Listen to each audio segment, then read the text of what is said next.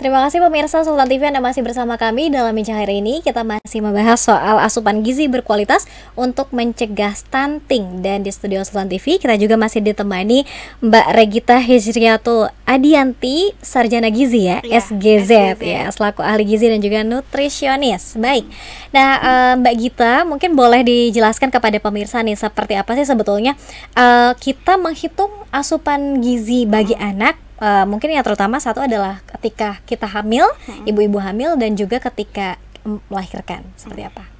Jadi untuk yang ibu hamil dan balita, sebenarnya pemenuhan kebutuhan gizi itu dari gizi seimbang. Artinya gizi seimbang itu harus ada apa aja sih? Harus ada karbohidrat itu atau makanan pokok biasa disebutnya. Yang masyarakat tahu itu nasi gitu. Nasi udah, kalau nggak makan pakai nasi kan nggak enak katanya gitu. Padahal belum makan gitu. Padahal kalau makan nasi itu bisa diganti sama yang lain. Terus setelah itu karbohidrat, protein. Kita butuhkan protein. Protein itu ada dua, protein hewani sama protein nabati. Nah, di sini tuh protein itu lauk-laukan. Ada yang hewani, ada yang nabati.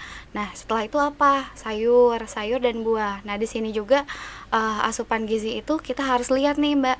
Jadi perhitungan kebutuhan itu sebenarnya per anak beda-beda, karena kan umur dan kategori jenis kelamin itu pasti berbeda asupan makannya.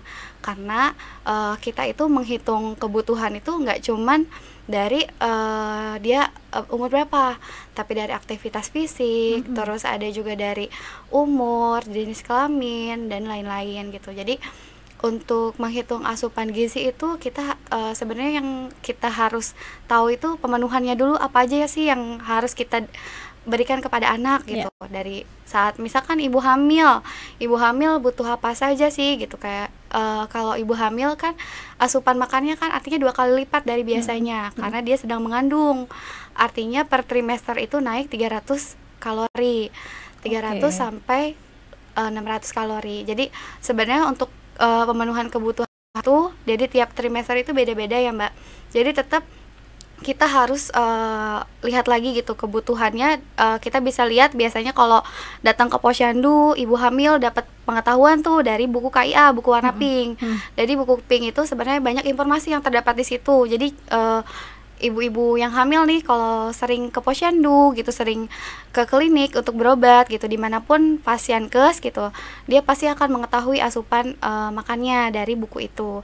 Nah, yang berbeda mungkin dari berbeda itu paling dari kebutuhan proteinnya dan kebutuhan karbohidratnya, karena di situ pemenuhannya, karena kita kan anak yang ibu yang hamil gitu dengan anak yang sehat gitu, kita kan bisa lihat dari pengecekan ANC juga, terus ada pengecekan lain kayak misalkan di USG gitu, anaknya normal gitu, perkiraan lahirnya berapa gitu. Kita kan sebenarnya udah wanti-wanti dari situ tuh kelihatan, misalkan anaknya kurang Bu berat badannya, tambahkan asupan makan. Artinya kan yang ibu makan itu misalkan kalau untuk trimester awal tuh ada mual muntah, itu pasti wajar gitu ya kalau dia asupan makannya nggak mencukupi gitu. Tapi dikejar di trimester 2 dan 3. Trimester 2 dan 3 itu di 6 bulan sampai 9 bulan.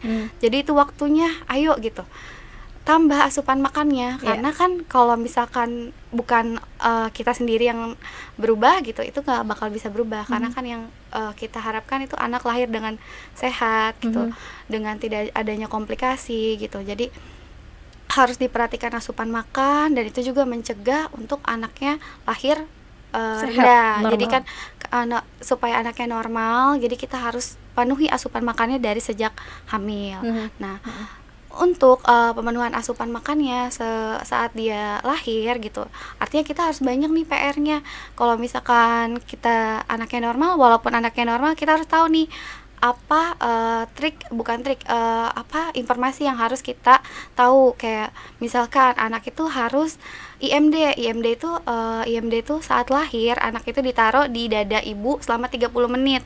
Jadi 30 menit itu ibu dan anak bisa bonding nih antara, jadi ada rasa saling memiliki gitu, terus ada ikatan batin anak dan ibu. Jadi di situ sebenarnya IMD juga kan kita mencari puting ibu nih, supaya anak itu ASI gitu, dari air susu ibu gitu, nggak diberikan yang lain gitu. Jadi pertama kali itu IMD, terus selama 6 bulan nanti kita ASI eksklusif tanpa ada makanan pralakteal atau makanan tambahan yang diberikan beberapa hari setelah kelahiran dan tidak ditambahkan susu formula. Itu yang bagus, ASI eksklusif selama 6 bulan.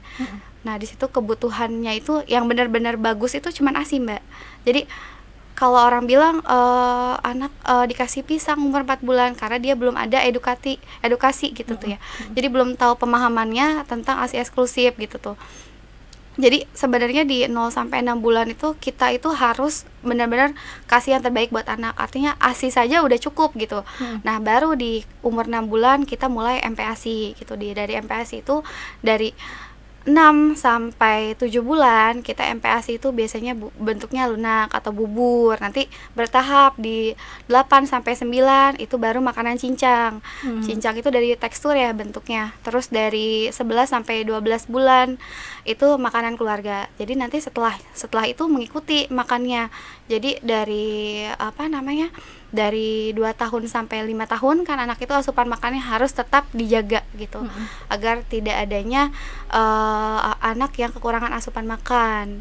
Jadi sebenarnya dari kebutuhannya dia itu sebenarnya harus dia tercukupi sebanyak 80% gitu dari asupan makannya. Jadi jangan sampai anaknya udah disiapkan makan tapi nggak dimakan semua. Jadi terbuang atau sia-sia gitu ya makanan yang sudah diberikan sama keluarga. Itu pentingnya sih pola asuh juga. Jadi harus emang ibu yang sabar gitu, ibu yang ngeliatin anaknya. Jadi kalau misalkan ngajarin ke anak itu kan pola asuhnya nggak bisa kayak langsung dimarahin gitu. Jadi kita harus kasih pengertian untuk anak gitu. Jadi untuk asupan makannya tercukupi gitu. Ini dari mulai hamil tadi ada asupan gizi tertentu juga yang harus tetap selalu diukur tadi ya Mbak Gita. Kemudian ketika sampai 6 bulan tadi ada ASI eksklusif, baru kemudian nanti dikasih MPASI ketika di atas 6 bulan tadi sampai kemudian juga tetap ada pengukuran sampai usia 5 tahun. Nah, ini yang menarik bagaimana kemudian mungkin Mbak Gita juga ada mungkin keluhan atau mungkin juga aduan dari para orang tua ketika nih enggan untuk makan masakan yang dimasak oleh ibunya, lebih mau jajan. Mbak Gita gimana nih untuk gizinya seperti itu? Balik lagi ya Mbak, karena kan kalau misalkan ibunya mau sabar, artinya kan dia mau mengerti gitu gimana anak. Kalau misalkan anaknya dia prioritasnya jajan, mungkin dari awal itu dia sudah diperkenalkan sama jajanan. Jadi ibunya kurang perkenalan kayak makan sayur, buah. Kan sebenarnya kan buah tuh enak loh gitu tuh. Jadi dia tuh banyak vitamin sama mineralnya gitu. Tapi kalau misalkan anak dikasih namanya makanan cemilan, itu kan lebih kayak rasa akan gurih gitu ya. Biasanya tuh anak suka karena rasanya manis, terus asin, padahal kan itu nggak terlalu baik buat anak. Jadi pengenalan dari anak itu sejak dini memang. Jadi dari orang tua tuh udah ngasih tahu ke anak, "Dek, kamu makan dulu sebelum main." Gitu. Paling penting itu karena kan anak itu biasanya ibu mengeluh anak itu susah makan gitu. Tapi padahal ibunya kurang memahami anak itu harus diperlakukan seperti apa gitu. Karena kan kalau dari pola asuh kita kan harus tahu nih, artinya mungkin kalau misalkan ibunya kurang aware gitu sama anaknya, kadang kan ngasih uang aja buat jajan gitu tanpa dia tahu beli apa anaknya gitu di luar. Nah, padahal kan kalau ibunya mendingan save uangnya, jadi dia bikin sendiri buat cemilan di rumah, bikin puding gitu, bikin apalagi yang dia suka. Misalkan kalau rasanya dia suka asin gitu, misalkan jadi dia bikin risol atau apa, jadi bikin di rumah sendiri sebenarnya. Jadi kalau kita biasakan jajan karena rasa akan gurih manis itu, jadi anak lebih dominan di mulutnya gitu tanpa dia tahu ternyata itu tuh nggak baik buat tubuhnya gitu. Bahkan ini juga banyak juga ya Mbak Gita, bagi para orang tua yang mungkin membuat bekal anak juga ini kan sudah banyak yang bisa menarik ya, dibentuk dari ASI. Ini bisa dibentuk dan lain sebagainya. Nah, kalau untuk ukuran anak masih selera makan nih Mbak, ini juga menarik. Seperti apa? Kalau untuk apa? Selera makan anak misalnya, anaknya udah nggak mau makan nih. Kemudian atau juga ada juga ibu yang mungkin terlalu memaksakan anaknya untuk makan. Nah, ini seperti apa ukurannya Mbak? Sebenarnya kan kita kan banyak ya program dari pemerintah untuk variasi makanan, sertifikasi gitu ya. Jadi kan itu kan kita harus tahu nih pemenuhan asupan makan itu kita kan bisa googling gitu tuh, atau enggak kita misalkan bisa tanya-tanya ke ibu-ibu yang di tempat kita gitu, misalkan dari tukar pikiran lah sama kelas ibu. Kan biasanya kalau di puskesmas itu ada namanya kelas ibu balita. Nah biasanya dikumpulin tuh ibu-ibu balita yang kayak anaknya kenapa nggak mau makan gitu. Oh mungkin ibu di rumahnya masaknya kayak gimana gitu, misalkan direbus terus atau digoreng terus, lama-lama kan akan bosan gitu. Jadi harus ada variasinya gitu, nggak cuman kita goreng rebus, tapi kan banyak, bisa di steam, bisa di oven gitu, bisa dibakar gitu tuh. Jadi sebenarnya metode untuk pemasakan itu banyak, karena kita kan nggak, sekarang kan zaman makin canggih ya, banyak juga alat-alat yang udah ada gitu, tinggal kita pakai gitu. Sebenarnya kalau dari variasi makanannya itu ibu tuh harusnya sudah paham gitu, anak tuh suka apa gitu. Jadi dari situ sebenarnya dikulik, kita harus tahu nih kulik anak lebih suka makan apa nih. Jadi kita bikin dari menu yang dia suka, itu variasikan dalam bentuk. Misalkan kadang anak tuh tertarik sama bentuk beruang gitu, kita bentuk nasinya bentuk beruang, kayak ada telinga, ada mata, ada mulut gitu. Jadi kan anak tuh lebih apa namanya, kalau kita lihat gitu tuh